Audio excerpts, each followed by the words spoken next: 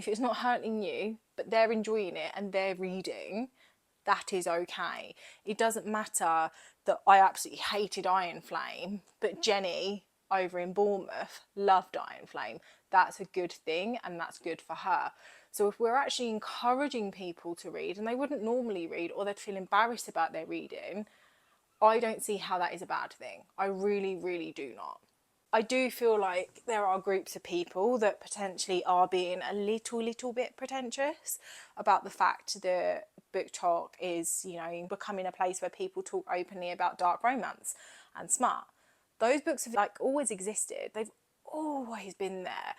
And people have always enjoyed them. I remember going on holiday when I was like a teenager, and my mum had 50 Shades of Grey, and I was mortified at the time because I knew what that book was, because I'd read that book, even though I probably shouldn't have read it. But, you know, those books have always existed. The difference is now that people aren't scared to talk about it. They're not scared to talk about the books they're enjoying and the books they like. It doesn't mean that everybody has to have a valid interest in those books. They don't. For example, my wife absolutely loved the Cat and Mouse duet, and she loved the novellas that came with it. She adores H.D. Colton. I read Haunting Adeline. Yeah, it was decent. It was okay. I semi-enjoyed it. But I haven't rushed to read Hunting. However, I'm loving A Little Life. There's no way my wife would like that. But it doesn't matter, because my wife was a non-reader. My wife's first book that she ever completed was Haunting Adeline. She'd always been scared to read. She had been made to feel like she couldn't read and that she wouldn't enjoy it. And then she's picked up a book, and suddenly she's on her 5th book this year.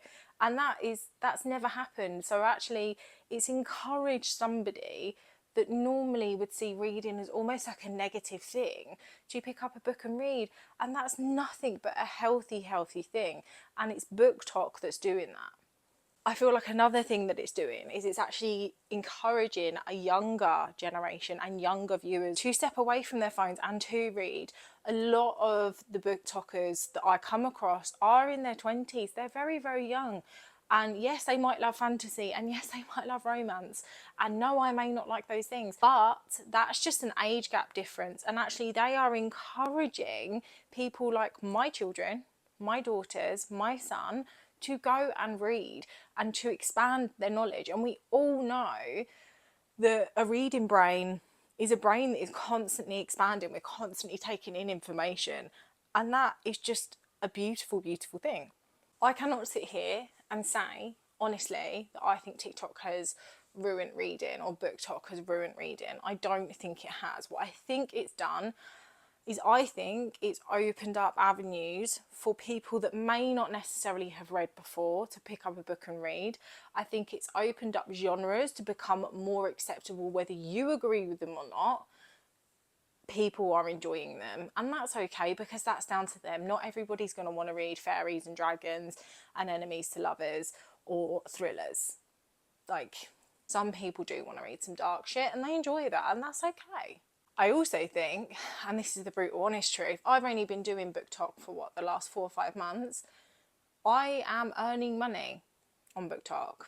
May not be a lot, it's tiny, nominal amount, probably paid for a food job, but I'm earning. And I think it's really important to remember that a lot of the creators that are potentially kind of claiming BookTok as ruined reading are earning money through the platform in some way, shape or form. For some people, it's become a full-time job. For some people, it's become a side hustle. For some people, it's given them a community that they otherwise never would have had, aka me. I never had that community before, especially on TikTok. I never had a community that was so open, and that's coming from somebody that's been on that platform for 4 years, has shared bits of her life, bits of her business, It's given me a group of people that I actually feel like I belong in, and that feels super special. It is encouraging people to take up a hobby that is nothing but good for them. So I don't personally feel like we can sit here and state that BookTok has ruined reading, that it's destroying it, that it's dumbing down reading. I don't think it is doing that. I think what it's doing is it's encouraging people to try something different, to read, to talk about books. It's encouraging people to support authors, and that's a beautiful thing as well. You know, undeniably, without TikTok, I probably wouldn't have picked up Fourth Wing, because I would never ever have read this book. Did I enjoy it? Yeah, I did quite enjoy it, to be fair. It was my first little introduction to fantasy. I hated Iron Flame. I really didn't like it, and it kind of cemented that maybe fantasy's not my genre. Without TikTok, I wouldn't have seen the Frida drama, and I wouldn't have thought, I want to give it a go, read The Housemaid and thought, it's okay, it's not too bad, but I have read better books. And the Sarah J Maas fans on TikTok are like a whole cult of people. That is like an exclusive members only that I've still not broken into, because I've never read a single Sarah J Maas book, and I don't think I will, because I can safely say that it is not for me. But reading is subjective, and that is perfectly okay. Truth be told, without BookTok, I wouldn't be here now.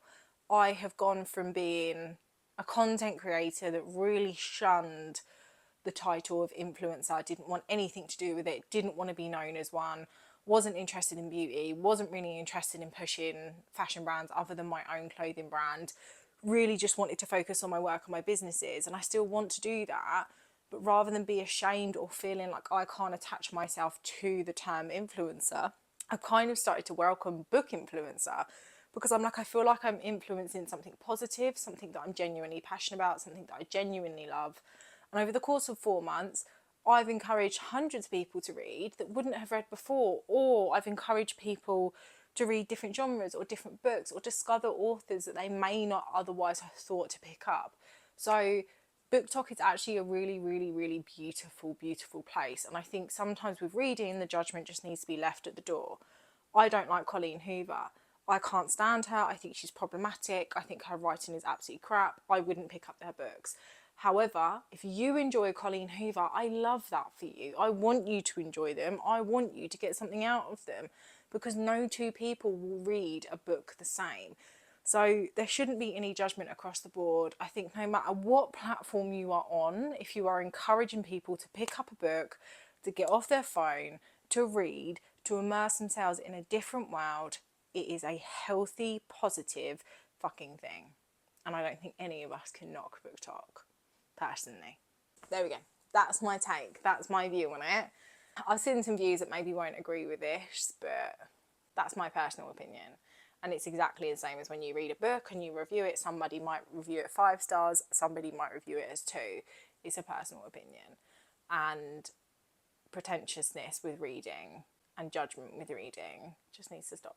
Anyway, I'm going to go and finish A Little Life, because I've only got, I think, 100 pages left. I have steamed through this book. I cannot wait to give you a review on this one, because unless it changes in these 100 pages, it's not going to be the review that I thought I was going to give. Anyway, go and enjoy Sunday. Bye.